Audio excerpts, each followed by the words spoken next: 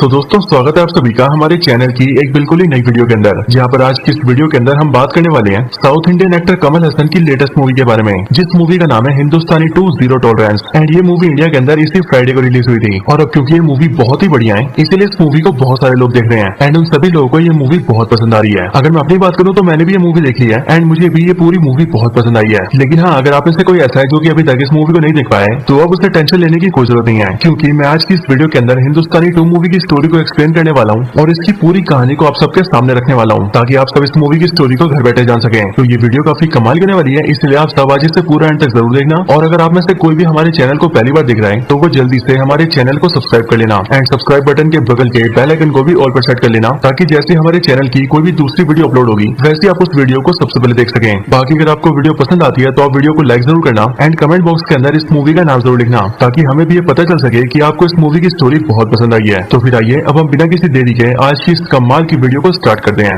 तो आज हम जिस मूवी की स्टोरी को जानने वाले हैं, उस मूवी का नाम है हिंदुस्तानी 2। लेकिन ये मूवी एक्चुअल में एक सीक्वल मूवी है, क्योंकि साल 1996 के अंदर हिंदुस्तानी नाम से एक मूवी आई थी एंड उस मूवी के अंदर जो स्टोरी दिखाई गई थी, वही स्टोरी अब हिंदुस्तानी 2 के अंदर कंटिन्यू होने वाली है। और अब क्योंकि ये दोनों मूवीज कनेक्टेड है, इसीलिए जाहिर है कि आप सबको हिंदुस्तानी 1 के बारे में पता होना चाहिए, क्योंकि हिंदुस्तानी मूवी के बारे में जानने के बाद ही आप सब हिंदुस्तानी 2 को पूरी तरह से समझ पाएंगे। और इसीलिए आप सबको मूवी की स्टोरी बढ़िया से समझ में आए, इसीलिए मैं आप सबके सामने साल 1996 की हिंदुस्तानी मूवी की स्टोरी का रिकैप करने वाला हूँ और 2 से 3 मिनट के अंदर उस पूरी मूवी की स्टोरी आपको बताने वाला हूँ। तो साल 1996 के अंदर जो हिंदुस्तानी मूवी आई थी, उस मूवी के अंदर कमल हसन का डबल रोल होता है, जिनमें से एक रोल जवान का होता है और एक रोल बूढ़े का होता है। और ये जवान और बूढ़े दोनों बाप बेटे होते हैं। और अगर इस मूवी की स्टोरी की बात की जाए तो स्टोरी में कुछ ऐसा होता है कि इस मूवी के अंदर जो बूढ़ा कमल हसन होता है, उसका नाम सेनापति होता है एंड वो बेसिकली एक फ्रीडम फाइटर होता है, जिसने की नेताजी सुभाष चंद्र बोस के साथ मिलकर कई सारी जंगें लड़ी होती है एंड देश को आजाद कराने में काफी बड़ा योगदान दिया होता है। लेकिन अब साल 1996 के आसपास इसकी उम्र 70 साल के आसपास हो जाती है, पर 70 साल की उम्र में ये कई सारे मर्डर्स करना स्टार्ट कर देता है। और फिर हमें पता लगता है कि बेसिकली सेनापति जिनका भी मर्डर कर रहा है, वो सभी लोग वो सारे गवर्नमेंट ऑफिसर्स हैं जो कि बहुत ही ज्यादा करप्ट होते हैं एंड वो किसी का भी काम करने के लिए बहुत ज्यादा घूस खाते हैं। और इसीलिए सेनापति इन सारे सरकारी ऑफिसर्स को देश के खिलाफ मानता है एंड इन्हें मारकर इनके जुर्म की इन्हें सजा देता है। और ये जब भी किसी को मारता है, तब ये वहाँ पर हिंदुस्तानी नाम से कोई ना कोई नोट छोड़ता है और इस तरह से सेनापति का नाम हिंदुस्तानी पड़ता है। लेकिन फिर कहानी में आगे चलकर हमें पता लगता है कि आखिरकार सेनापति ऐसा क्यों कर रहा है। सेनापति की स्टोरी में हम ये जानते हैं कि जब सेनापति जवान था और उसने देश की आजादी के लिए लड़ाइयाँ लड़ी थी, तब सारे फ्रीडम फाइटर्स की वजह से देश को आजादी मिल गई थी एंड फिर उसके बाद ही सेनापति ने शादी कर ली थी एंड वो एक काफी हैप्पी लाइफ जीने लगा था। इसके साथ ही सेनापति के 2 बच्चे भी हुए थे, जिनमें से एक बेटा था और दूसरी बेटी थी। लेकिन धीरे धीरे जब देश आजाद हुआ, तब उसके बाद भी देश में करप्शन बढ़ता ही गया और गवर्नमेंट सिस्टम के कमजोर होने की वजह से बहुत सारे ऑफिसर्स ने घूस खाना स्टार्ट कर दिया। लेकिन तब भी सेनापति ऐसा आदमी था जो कि अपना काम करवाने के लिए कभी भी घूस नहीं देता था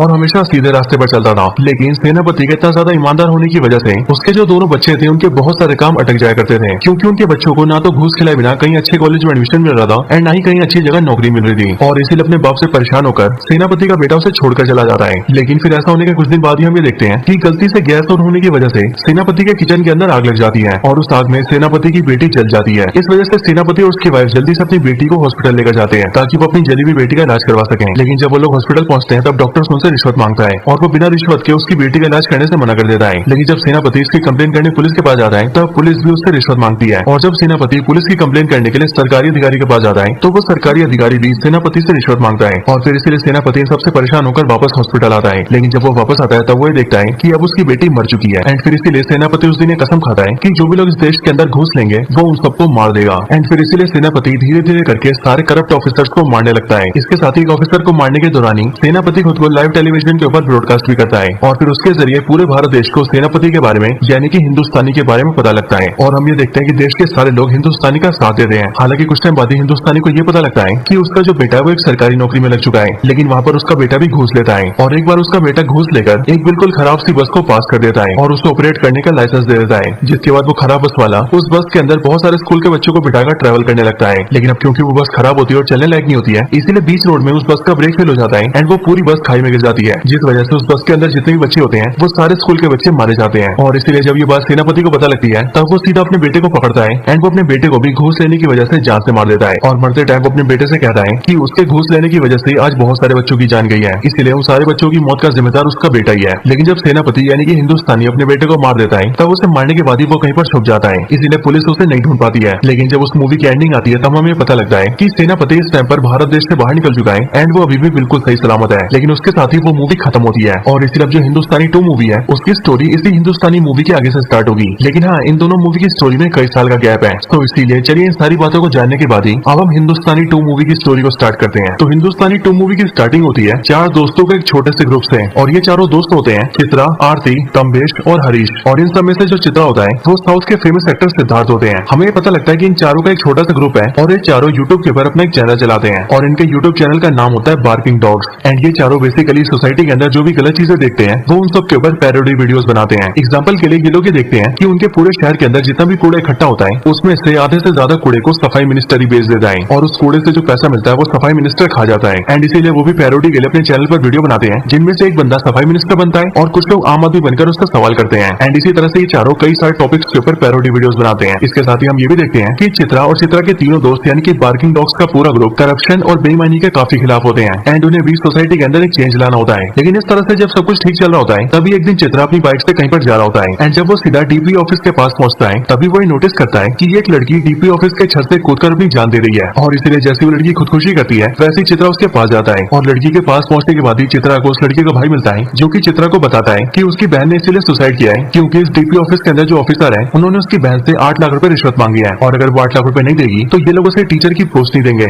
यानी कि उसकी बहन को नौकरी नहीं मिलेगी। और अब क्योंकि उनके पास 8 लाख नहीं थे और ये सारे सरकारी अधिकारी उनके साथ गलत कर रहे थे, इसीलिए उसकी बहन ने छत से कूदकर अपनी जान दे दी है। अब चित्रा को जैसे ही पता लगता है वैसे वो बहुत गुस्सा हो जाता है, और इसीलिए जब वहाँ पर पुलिस आती है तब वो पुलिस को कार्रवाई करने के लिए कहता है, एंड वो पुलिस से कहता है कि जिस भी ऑफिसर ने इस लड़की से घूस ली है आप उस ऑफिसर को अरेस्ट करिए। लेकिन पुलिस ये बोलकर डाल देती है कि वो लोग तभी को एक्शन लेंगे जब ये लड़की ठीक होकर अपना बयान देगी। लेकिन हम ये देखते हैं कि जब वो लड़की हॉस्पिटल में आती है तब कुछ टाइम में उस लड़की की मौत हो जाती है, और इसलिए पुलिस सिंपली उस केस को रफा दफा कर देती है। लेकिन फिर ये देखकर चित्रा अपने दोस्तों को इकट्ठा करता है एंड वो पुलिस के खिलाफ प्रोटेस्ट करता है, और वो पुलिस से कहता है कि इस लड़की की फाइल को क्लोज ना किया जाए और जिस ऑफिसर ने इससे घूस मांगी है उस पर कार्रवाई की जाए। लेकिन पुलिस सिंपली चित्रा को पीट देती है और उसे 2-4 चाटे मार के उसके सारे दोस्तों को जेल में डाल देती है। लेकिन फिर तभी मूवी में एंट्री होती है रकुल प्रीत सिंह की, जिनका मूवी के अंदर दिशा नाम होता है, और वो चित्रा की गर्लफ्रेंड होती है। दिशा सीधा पुलिस स्टेशन आती है और वो चित्रा और उसके सारे दोस्तों की बेल करवाती है, और बाहर लाकर दिशा चित्रा को समझाती है कि वो ऐसी हरकतें बार बार करता है, लेकिन अब उसे ऐसी हरकतें करना छोड़ देना चाहिए क्योंकि दिशा ने चित्रा के लिए सपना देखा है कि वो जल्दी से दोनों शादी कर लें एंड फिर वो दोनों यूएसए जाकर सेटल हो जाएं। लेकिन अगर चित्रा ऐसे ही करता रहेगा तो हो सकता है कि चित्रा को पासपोर्ट भी ना मिले और फिर शायद से वो दोनों यूएसए जाकर कभी सेटल ना हो पाए। पर दिशा की बातों को सुनकर चित्रा को गुस्सा आता है और चित्रा दिशा से कहता है कि हमारे देश का पूरा सिस्टम खराब हो चुका है और करप्शन हमारे पूरे देश में भरा हुआ है, लेकिन हमें इसे ठीक करने के लिए कुछ ना कुछ करना ही पड़ेगा। पर दिशा चित्रा को ये बोलकर चुप करा देती है कि वो अकेला इन सब के खिलाफ कुछ भी नहीं कर सकता है क्योंकि कमी पूरे के पूरे सिस्टम में है और सिस्टम से लड़ना किसी एक आदमी के बस की बात नहीं है। और ये बोलकर दिशा वहाँ से चली जाती है। लेकिन फिर इसके बाद ही चित्रा अपने सारे दोस्तों को इकट्ठा करता है और फिर वो अपने दोस्तों से कहता है कि उनके देश में एक ऐसा इंसान होना चाहिए जो कि इन सारे गलत करने वालों को सजा दे, और जितने भी लोग करप्शन करते हैं और घूस लेते हैं उन सब के अंदर उस इंसान का डर हो ताकि वो लोग कभी भी घूस न ले और करप्शन न करें। पर चित्रा की बातें सुनकर उसके सारे दोस्तों से कहते हैं कि ऐसा कोई इंसान नहीं है और कोई अकेला इंसान ऐसा कर भी नहीं सकता है। पर ये सुनकर ही चित्रा अपने दोस्तों से कहता है कि आज से कई साल पहले ऐसा एक इंसान हुआ करता था जिसे देश में हिंदुस्तानी कहते थे और पूरा देश उसके बारे में जानता था, और इसलिए फिर से उनके जैसा कोई आना चाहिए और उनके जैसा ही नहीं बल्कि उन्हें ही वापस आना चाहिए। पर चित्रा की बात सुनकर उसका दोस्त हमेश उससे कहता है कि वो उस टाइम पर ही 70 साल के आसपास के थे और इसीलिए हो सकता है कि अब उनकी मौत हो गई हो। लेकिन इस बात को सुनकर चित्रा कहता है कि मेरा दिल ये कहता है कि हिंदुस्तानी अभी भी जिंदा होंगे और हो ना हो वो इस टाइम पर दुनिया के किसी न किसी कोने में जरूर होंगे। बट ये सुनकर उसके फ्रेंड से कहते हैं कि अगर हिंदुस्तानी जिंदा भी हुए तो वो लोग उसे कैसे ढूंढेंगे। एंड फिर इसके लिए चित्रा प्लान बनाता है कि वो लोग सिंपली सोशल मीडिया के ऊपर एक हैशटैग चलाएंगे जो हैशटैग होगा कम बैक इंडियन, और जब ये हैशटैग सब लोगों तक पहुंच जाएगा और वायरल हो जाएगा तब हो ना हो कोई तो हिंदुस्तानी के बारे में जानता होगा और वो जरूर से हिंदुस्तानी को इन सब के बारे में बताएगा। अब इसके लिए चित्रा और उसके सारे दोस्त हैशटैग स्टार्ट कर देते हैं और अपने सारे सोशल मीडिया के ऊपर कम बैक इंडिया लिखते हैं, और फिर हम ये देखते हैं कि कुछ ही दिनों के अंदर उनका हैशटैग नंबर 1 पे आ जाता है और पूरा देश उनके हैशटैग को रीट्वीट करने लगता है। एंड फिर इसके बाद ही ताइवान के अंदर एक इंडियन होता है जो खुद भी इस हैशटैग को देखता है और वो हिंदुस्तानी की फोटो देखता है। एंड फिर वो सिंपली सोशल मीडिया के जरिए चित्रा से कॉन्टेक्ट करता है एंड फिर वो बात करके चित्रा से बोलता है कि वो ताइवान में रहता है और उसने ताइवान के अंदर हिंदुस्तानी को देखा हुआ है, जिसका मतलब जो हिंदुस्तानी है वो ताइवान में रहते हैं। एंड इसलिए इस बात को सुनकर चित्रा और उसके सारे दोस्त उस आदमी से कहते हैं कि वो सिंपली हिंदुस्तानी से कॉन्टेक्ट करें और उसे इंडिया की सिचुएशन के बारे में बताए ताकि वो इंडिया आकर इन सबको सुधार सके। अब इसके बाद ही सीन शिफ्ट होता है और हम सीधा ताइवान के अंदर इंडिया के हीरो हिंदुस्तानी को देखते हैं। यहाँ पर हमें नोटिस करते हैं कि ताइवान में एक बहुत ही बड़ा इंडियन बिजनेसमैन आया होता है और इसलिए हिंदुस्तानी सीधा उसके पास जाते हैं और उसके सारे गार्ड्स को मारकर उसे भी जान से मार देते हैं। लेकिन मरने से पहले वो इंडियन बिजनेसमैन जो कि एक्चुअल में एक्टर गुलशन ग्रोवर होता है वो हिंदुस्तानी से पूछता है कि आखिर वो उसे क्यों मार रहे हैं, जिस पर हिंदुस्तानी उसे बताते हैं कि वो इंडिया का एक बहुत ही करप्ट इंसान है क्योंकि इंडियन गवर्नमेंट बिजनेस स्टार्ट करने के लिए जो भी पैसा देती है वो उन सारे पैसे को खा जाता है और देश के अंदर कोई भी डेवलपमेंट नहीं करता है। एंड वो सिंपली सरकार से ये बोल देता है कि उसके सारे पैसे खर्च हो गए हैं और उसका बिजनेस डूब गया है और इस तरह से उसने गरीबों का बहुत सारा टैक्स का पैसा चुरा लिया है और अब वो उन पैसों से अय्याशी कर रहा है। एंड इसलिए यहाँ पर हिंदुस्तानी उसे मार देता है। अब इसके बाद ही हम ये देखते हैं कि जो इंडियन ताइवान ताइवान में था और उसने चित्रा से कांटेक्ट किया था, वो किसी तरह से पूछताछ करके हिंदुस्तानी की लोकेशन का पता लगा लेता है एंड वो वहाँ जाकर सीधा हिंदुस्तानी से मिलता है और वो उन्हें इंडिया की सिचुएशन बताता है। बट यहाँ पर आते हिंदुस्तानी उससे कहते हैं कि इंडिया में जो भी कुछ हो रहा है वो उन सब के बारे में पहले से जानते हैं और वो ये भी जानते हैं कि इस टाइम पर इंडिया के अंदर कम बैक इंडियन नाम का हैशटैग चल रहा है और इंडिया के सारे लोग ये चाहते हैं कि हिंदुस्तानी इंडिया में वापस आ जाए। और फिर इसके आगे हिंदुस्तानी कहते हैं कि अब वो इंडिया में वापस आने वाले हैं और इसीलिए अब से जो भी लोग करप्शन करेंगे वो उन सबको उनकी सजा देने वाले हैं। अब इसके बाद ही हम ये देखते हैं कि हिंदुस्तानी सीधा इंडिया आने के लिए निकल जाते हैं। दूसरी तरफ जो ताइवान का इंडियन होता है वो भी चित्रा से कांटेक्ट करता है और वो चित्रा और उसके दोस्तों को भी बताता है कि हिंदुस्तानी अब इंडिया आ रहे हैं और इसीलिए चित्रा और उसके सारे दोस्त ये जानकर बहुत खुश होते हैं और वो लोग नाच गाना भी करते हैं। इसके बाद ही हम ये देखते हैं कि हिंदुस्तानी सीधा इंडिया पहुंच जाते हैं, लेकिन उनके इंडिया पहुंचते हम ये देखते हैं कि सीबीआई को भी उनके बारे में पता लग जाता है क्योंकि सीबीआई बहुत सालों से हिंदुस्तानी को ट्रेस कर रही थी। और सिर्फ यही नहीं बल्कि हम यहाँ पर ये भी देखते हैं कि सीबीआई के जो ऑफिसर हिंदुस्तानी 1 मूवी के अंदर हिंदुस्तानी को पकड़ने की कोशिश कर रहे थे, यहाँ हिंदुस्तानी 2 में उन्हीं का बेटा हिंदुस्तानी को पकड़ने की कोशिश कर रहा है क्योंकि ये भी अपने पिता की तरह सीबीआई ऑफिसर होता है। और इसीलिए हम ये देखते हैं कि जैसे हिंदुस्तानी इंडिया आते हैं वैसी पूरी सीबीआई उन्हें एयरपोर्ट के ऊपर ही धर लेती है, लेकिन वहीं पर हिंदुस्तानी सीबीआई ऑफिसर के फादर को पकड़ लेते हैं और उन्हें बंदूक की नोक पर रख के वहाँ से भाग जाते हैं। वहाँ से निकल जाने के कुछ टाइम बाद ही हिंदुस्तानी पूरे सोशल मीडिया के ऊपर ये पोस्ट करते हैं कि वो आज शाम को 7 बजे लाइव आने वाले हैं और इसीलिए उनका ये पोस्ट बहुत ही ज्यादा वायरल होता है एंड पूरा देश इस बात का इंतजार करता है कि जल्दी से शाम के 7 बजे और वो सभी हिंदुस्तानी को लाइव देखें। अब शाम के 7 बज जाते हैं और हिंदुस्तानी लाइव आते हैं और लाइव आकर वो सारे करप्ट ऑफिसर्स को ये वार्निंग देते हैं कि वो लोग जल्दी से सुधर जाएं क्योंकि अब वो किसी को नहीं छोड़ने वाले हैं। लेकिन इसके साथ ही हिंदुस्तानी सभी इंडियंस को ये भी बोलते हैं कि जो भी लोग करप्शन करते हैं उन्हें करप्शन हम लोग करने देते हैं और इसीलिए अगर आम आदमी करप्शन होने नहीं देगा तो कोई दूसरा ऑफिसर करप्शन कर भी नहीं पाएगा। अब इसके लिए हिंदुस्तानी सभी से कहते हैं कि जो भी लोग अपने घर में किसी को करप्शन करता हुआ देखें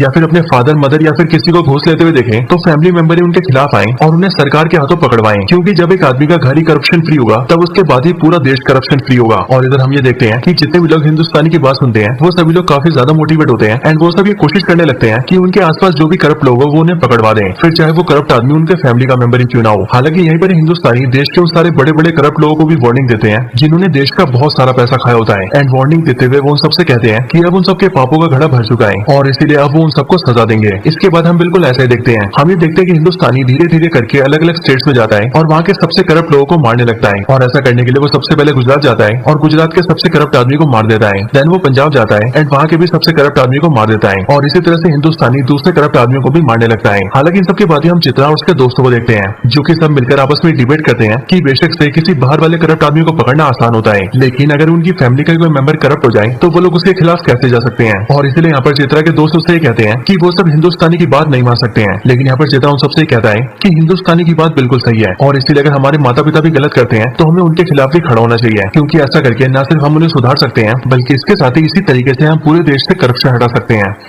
अब इसके लिए चित्रा और उसके दोस्त ये डिसाइड करते हैं कि अब से वो लोग अपने मदर फादर पर ध्यान रखेंगे और अगर वो लोग कहीं पर करप्शन करते हैं या फिर घूस लेते हैं तो वो लोग अपने पेरेंट्स को भी पकड़वा देंगे। और जब प्लान के मुताबिक चित्रा, आरती और थम्बेश तीनों अपने घर जाते हैं तब वो अपनी फैमिली के अंदर भी करप्शन देखते हैं। आरती ये देखती है कि उसकी मदर एक गवर्नमेंट ऑफिसर है और इसीलिए वो बड़े बड़े बिजनेसमैन के टेंडर को पास करने के लिए बहुत सारा करप्शन करती है और बहुत सारे पैसे घूस के तौर पर लेती है। इसके साथ ही थम्बेश भी देखता है कि वो अपनी बहन और जीजा के साथ रहता है एंड उसका जीजा भी बहुत सारा करप्शन करता है और 100, 200, 550 करके बहुत सारे गरीब लोगों का पैसा खाता है। इसके साथ ही चित्रा भी ये देखता है कि उसके फादर एक एंटी करप्शन ऑफिसर हैं जो कि दूसरों का करप्शन पकड़ते हैं, लेकिन एक्चुअल में उसके फादर भी बहुत बड़े करप्ट इंसान होते हैं जो कि बड़े बड़े बिजनेसमैन को करप्शन के चार्जेस से हटाने के लिए उनसे लाखों रुपए लेते हैं। हालांकि सिर्फ यही नहीं बल्कि इनके साथ ही हम ये भी देखते हैं कि पूरे देश के अंदर से ऐसे बहुत सारे लोग होते हैं जो कि अपने आसपास के करप्ट लोगों का खुलासा करने लगते हैं। हालांकि सिर्फ यही लोग नहीं बल्कि इसके साथ ही हम ये भी देखते हैं कि चित्रा की जो गर्लफ्रेंड होती है यानी कि दिशा, वो भी अपने घर में नोटिस करती है कि उसका भाई वैसे तो एक MBBS डॉक्टर है लेकिन एक्चुअल में उसे कुछ भी नहीं आता है क्योंकि उसके पेरेंट्स ने लाखों करोड़ रुपए देकर किसी तरह से उसके भाई को MBBS की डिग्री दिलवा दी है। एंड इसलिए दिशा ये भी देखती है कि उसके भाई को जब हॉस्पिटल के अंदर किसी का छोटा सा ऑपरेशन करने दिया जाता है तब वो अपनी नासमझी की वजह से ऑपरेशन नहीं कर पाता और पेशेंट की जान चली जाती है और उस पेशेंट के मरने का पूरा जिम्मेदार दिशा का भाई होता है। एंड इसलिए ये देखकर दिशा भी अपने घर में विरोध करती है और वो अपने फादर मदर से कहती है कि जो उन्होंने किया है वो बिल्कुल गलत किया है और इसीलिए धीरे धीरे करके सभी लोग अपने करप्ट फैमिली मेंबर्स के भी खिलाफ होने लगते हैं। एंड इसीलिए धीरे धीरे करके हम ये देखते हैं कि चित्रा की जो दोस्त होती है यानी कि आरती, वो अपनी मदर को अरेस्ट करवा देती है और सिर्फ यही नहीं बल्कि थम्बेश भी अपने जीजा जी को अरेस्ट करवा देता है एंड जो चित्रा होता है वो भी अपने फादर को अरेस्ट करवा देता है। लेकिन वो लोग नोटिस करते हैं कि इन सब का कॉन्सिक्वेंसेस बहुत खराब होते हैं। जैसे कि जब थम्बेश अपने जीजा जी को अरेस्ट करवाता है तब उसका जीजा अरेस्ट होने से पहले उसे घर से निकाल देता है एंड थम्बेश की दीदी भी थम्बेश से कहती है कि उसने अपनी बहन की जिंदगी खराब कर दी है। मतलब कि अल्टीमेटली थम्बेश भी नोटिस करता है कि उसके अपने जीजा को पकड़वाने की वजह से उसकी फैमिली खराब हो चुकी है। और सिर्फ ये नहीं बल्कि जो आरती होती है वो भी नोटिस करती है कि जब उसकी मदर को अरेस्ट किया जाता है तब आरती की मदर भी अपनी बेटी आरती से रिश्ता तोड़ लेती है। एंड सिर्फ ये नहीं बल्कि चित्रा की बात करें तो चित्रा भी ये देखता है कि जब वो अपने फादर को अरेस्ट करवाता है तब उसकी मदर चित्रा को घर से निकाल लेती है। लेकिन एक दो दिन बाद ही जब चित्रा वापस आता है तब वही नोटिस करता है कि पूरे समाज ने उसकी माँ को बहुत ज्यादा ताने मारे हैं और इसलिए सबके ताने सुनकर चित्रा की मदर सुसाइड कर लेती है। और इसीलिए जब चित्रा जल्दी से अपनी मदर को देखने जाता है तब उसके जो रिलेटिव्स होते हैं वो चित्रा को उसकी मदर को देखने भी नहीं देते हैं। और देखना तो दूर की बात है बल्कि वो लोग चित्रा को उसकी मदर को आग भी नहीं देने देते हैं। और सिर्फ ये नहीं बल्कि जब चित्रा के फादर चित्रा की मदर को आग देने आते हैं तब वो भी चित्रा से अपना रिश्ता तोड़ लेते हैं। एंड इसीलिए अब चित्रा और उसके सारे दोस्त डिसाइड करते हैं कि हिंदुस्तानी की बातें मानने की वजह से उन सबकी लाइफ खराब हो चुकी है और अब वो लोग चाहकर भी कुछ भी ठीक नहीं कर सकते हैं। लेकिन जब यहाँ पर चित्रा और उसके सारे दोस्त बहुत ही ज्यादा दुखी होते हैं तब उसी टाइम पर हिंदुस्तानी उन सबसे मिलने आता है। और हिंदुस्तानी इन सबसे इसीलिए मिलने आया होता है क्योंकि चित्रा और उसके दोस्तों ने कम बैक इंडियन मुहिम की शुरुआत की होती है। लेकिन जब यहाँ पर हिंदुस्तानी इन सबसे मिलने आता है तब चित्रा हिंदुस्तानी पर बहुत ज्यादा गुस्सा होता है और वो हिंदुस्तानी से कहता है कि वो सिर्फ एक साइको बुड्ढा है जिसका दिमाग ठिकाने पर नहीं है और इसीलिए उसने खुद के बेटे को भी मार दिया था और अब वो पूरे देश के बच्चों को बरगला रहा है और इसीलिए सारे लोग उसके कहने पर गलत काम कर रहे हैं। एंड फिर इसीलिए चित्रा हिंदुस्तानी से कहता है कि हम मानते हैं कि हमने आपको आने के लिए कहा था और हम सब ने कम बैक इंडियन के मुहिम की शुरुआत की थी, लेकिन अब हम ही लोग ये कह रहे हैं कि आप अब यहाँ से वापस चले जाइए क्योंकि अब हम लोगों को ये समझ में आ चुका है कि आप एक साइको बुड्ढे से ज्यादा और कुछ भी नहीं है। और फिर ये बोलने के बाद ही वो लोग वहाँ से चले जाते हैं। एंड जाने से पहले चित्रा और उसके सारे दोस्त सोशल मीडिया के ऊपर गो बैक इंडियन की मुहिम की शुरुआत करते हैं और गो बैक इंडियन का हैशटैग चला देते हैं। और फिर इसी टाइम पर हम ये देखते हैं कि उनका ये वाला हैशटैग भी ट्रेंडिंग में चला जाता है और सब लोग यही हैशटैग को पोस्ट करते हैं क्योंकि असल में जिस तरह से यहाँ पर चित्रा और उसके दोस्त परेशान होते हैं एंड उनकी पूरी लाइफ खराब हो चुकी होती है, इसी तरह से पूरे देश के बाकी बच्चों की भी लाइफ खराब हो जाती है क्योंकि उन सब ने भी हिंदुस्तानी के कहने पर अपने फैमिली मेंबर्स का विरोध किया था। और इसलिए यहाँ पर हम ये नोटिस करते हैं कि अब पूरे सोशल मीडिया के ऊपर हिंदुस्तानी को बहुत ही ज्यादा बैकलैश मिलता है एंड सब लोग हिंदुस्तानी से बहुत ही ज्यादा हेट करते हैं। हालांकि इन सब के बाद ही जब चित्रा और उसके दोस्त चले जाते हैं तब हम ये देखते हैं कि हिंदुस्तानी को सीबीआई ऑफिसर्स घेर लेते हैं और वो इसीलिए क्योंकि सीबीआई के सारे ऑफिसर्स हिंदुस्तानी को बहुत टाइम से ट्रेस करने की कोशिश कर रहे थे एंड इस टाइम पर हिंदुस्तानी उनके हाथ आ चुका था। लेकिन यहाँ पर भी हिंदुस्तानी सबको चकमा देता है और यहाँ से दीवार कूद के भाग जाता है और इसीलिए सीबीआई के सारे ऑफिसर्स उसका पीछा करते हैं और हिंदुस्तानी को पकड़ने के लिए पूरे शहर के अंदर पुलिस फोर्स लगा देते हैं। हालांकि इसी टाइम पर हम ये भी देखते हैं कि हिंदुस्तानी जहाँ जहाँ से भाग रहा होता है वहाँ पर आम जनता भी हिंदुस्तानी को देखती है और वो सब लोग हिंदुस्तानी को देखकर बहुत ही ज्यादा गुस्सा होते हैं एंड अपना गुस्सा निकालने के लिए वो सभी हिंदुस्तानी को मारने की कोशिश करते हैं। और फिर इसीलिए एक टाइम ऐसा आता है जिस टाइम पर बहुत सारे आम पब्लिक हिंदुस्तानी को घेर लेते हैं और वो सब घेर कर हिंदुस्तानी को पत्थर मारने लगते हैं और वो सब हिंदुस्तानी से कहते हैं कि उनकी लाइफ में अब जो भी कुछ बुरा हुआ है उन सबका जिम्मेदार हिंदुस्तानी है। बट यहाँ पर हम ये देखते हैं कि सही टाइम पर सीबीआई आ जाती है एंड वो पुलिस फोर्स के जरिए उन सारे आम लोगों को दूर करके हिंदुस्तानी को अरेस्ट कर लेते हैं। लेकिन जब सीबीआई ऑफिसर्स हिंदुस्तानी को अरेस्ट करके उसे वहाँ से लेकर जा रहे होते हैं तब उस टाइम पर हिंदुस्तानी चुपके से अपने हाथ में एक लकड़ी का डंडा उठाता है एंड जो सीबीआई ऑफिसर्स का हेड होता है वो उसकी रीढ़ की हड्डी पर उस लकड़ी से हमला कर देता है। और अब क्योंकि हिंदुस्तानी वन मूवी के अंदर हमने जाना था कि जो हिंदुस्तानी है वो वर्मा कला के अंदर बहुत ज्यादा एक्सपर्ट होता है और वर्मा कला बेसिकली एक टाइप की मार्शल आर्ट होती है जो कि बहुत साल पहले इंडिया के अंदर सिखाई जाती थी एंड इसलिए यहाँ पर हिंदुस्तानी सीबीआई ऑफिसर्स के हेड के ऊपर इसी वर्मा कला का यूज करता है जिस वजह से वो जैसी लकड़ी से हमला करता है वैसे हम ये देखते हैं कि सीबीआई ऑफिसर्स की हेड की जो बॉडी होती है वो पैरालाइज हो जाती है। इसलिए कुछ ऑफिसर्स जल्दी से उसे हॉस्पिटल ले जाते हैं एंड बाकी ऑफिसर्स हिंदुस्तानी को सीधा कोर्ट ले जाते हैं ताकि जल्दी से हिंदुस्तानी की सुनवाई हो सके।